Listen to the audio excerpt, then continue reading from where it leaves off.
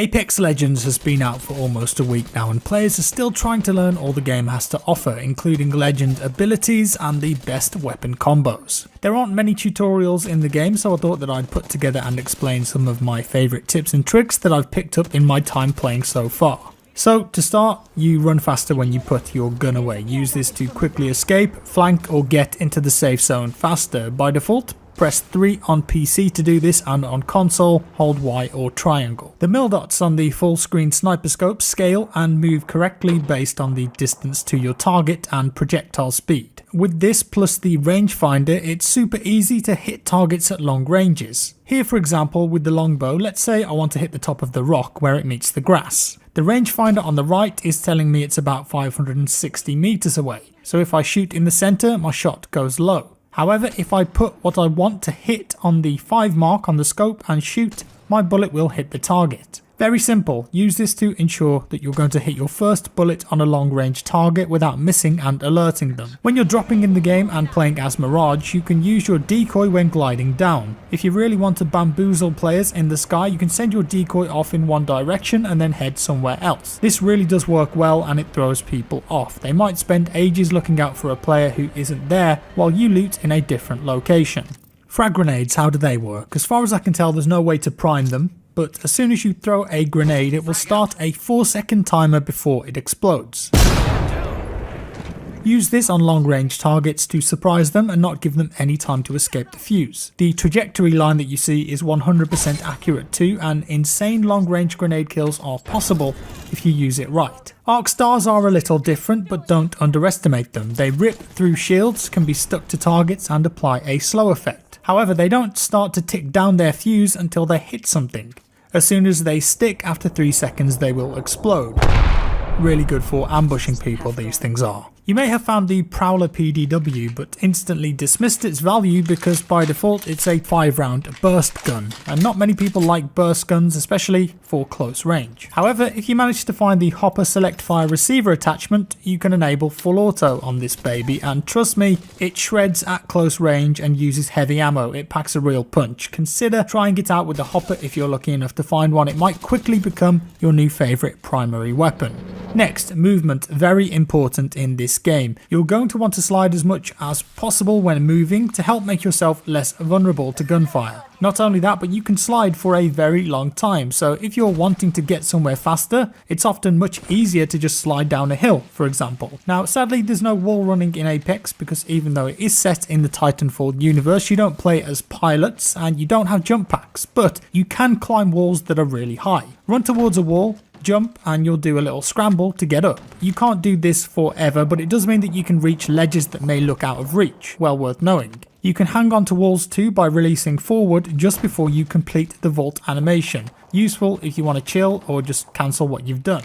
There is no fall damage in Apex. Jump from whatever height you want and you're not going to suffer any damage whatsoever. I love this and it's a breath of fresh air to not have to worry about taking damage when moving around.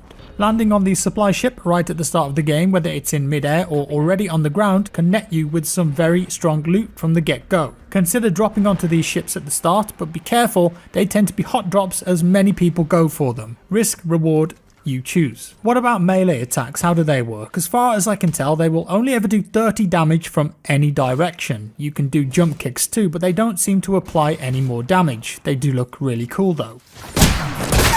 And while we're on the subject, did you know that you can kick indoors? If you're sprinting, hit that melee key and you'll do a flying kick. Not quite sure how useful that is, but it looks damn cool and you'll make an entrance. I wonder if it would damage anyone stood behind it though. Maybe. I've not tested it. But pro tip, you can open and close doors when you're in the knockdown state to block off and hide from enemies. If you really need or want an item or attachment, piece of armor, whatever it is, open your inventory, highlight it and ping it. This will call out to your teammates. Works for ammo too. I just like to hear Pathfinder's voice though. I need a barrel mod. I need optics. I need optics. I need a body shield.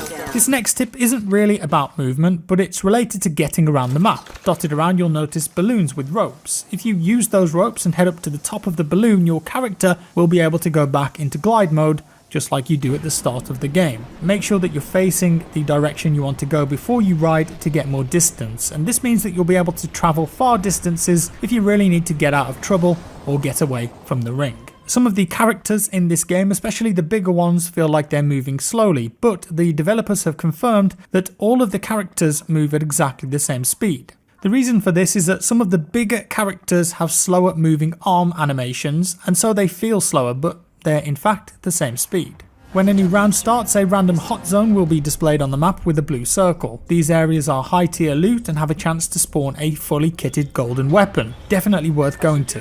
When it comes to shooting bad guys, it's good to know what damage you're doing, and in this game it's color coded. Headshots are gold, then body damage is coded to the color of the shield or the armor that the enemy is wearing, so you've got your white, blue and purple. Gold shields have the same stats as purple, just with extra perks. If you get red damage, that means the player has no shield. If you break an enemy shield, you'll hear a smashing sound, and that's when you know that you should push, because people can heal really quick in this game. I'd also recommend going into the options and changing the damage numbers setting under gameplay. Put it to floating. I think honestly it makes a big difference. This way you will get a number with each hit rather than a cumulative number. One thing about armor as well, if you kill an enemy and go onto their body and see a blue shield, if you pick that up it will be at full shield even though you killed them. You of course may have drained all their shield when you downed them, but in their inventory it will give you a full shield back if you pick that armor up. No need to worry about replenishing or using your canisters. When you're looting enemy players, it's also really easy to know if there are attachments or ammo that you need, because if it has a red line through it, it means that you either have one of those items already or you don't have a weapon that it can be used on. It makes looting so much faster. And when you're looting out in the world, keep a lookout for little robots. They're the same robots you see in the cinematic when opening Apex crates. They're color coded and you can melee or shoot them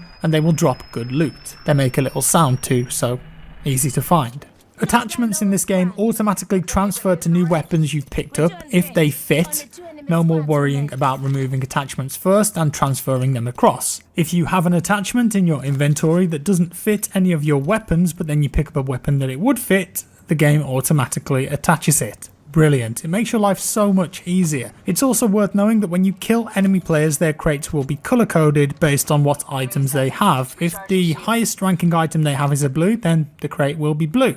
If the crate is gold, then that means they've got at least one gold item in their inventory. It doesn't guarantee a gold weapon, mind you. It could just be a gold attachment, but you at least have a good idea of what to expect and who to prioritize. They really have thought of everything. Speaking about gold items, it's worth knowing their benefits. Gold items can be found in the game, but they are immensely rare. But if you see airdrops coming in, make sure to loot them if you've got the chance. You could end up with a gold Mastiff shotgun, which is incredibly powerful.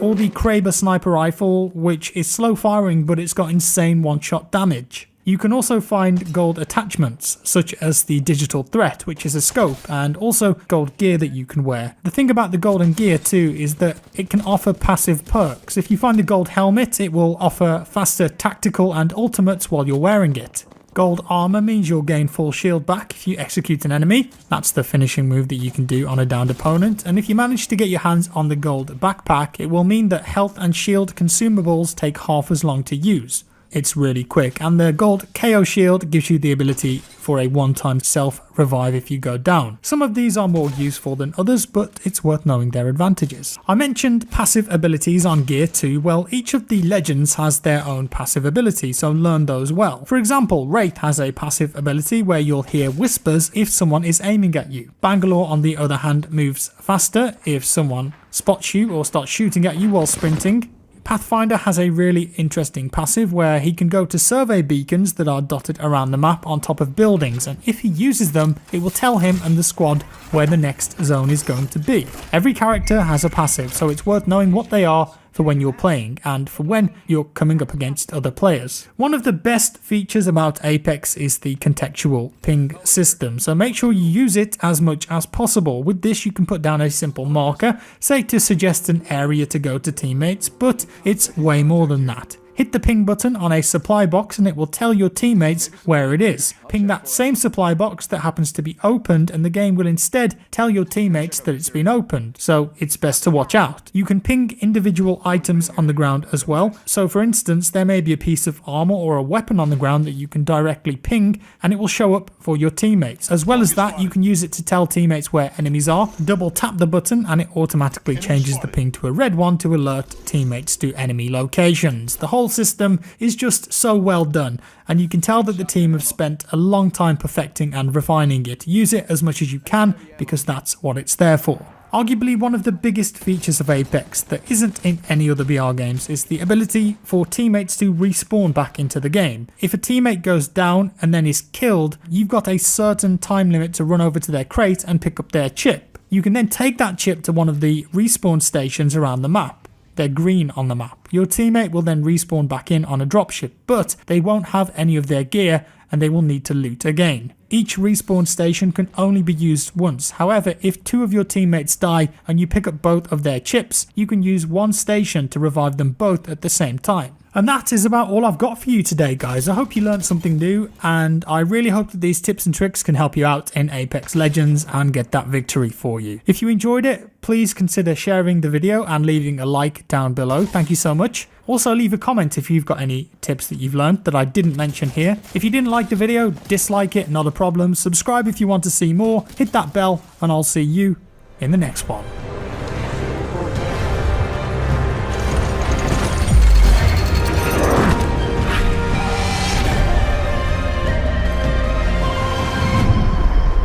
You are the Apex Champions.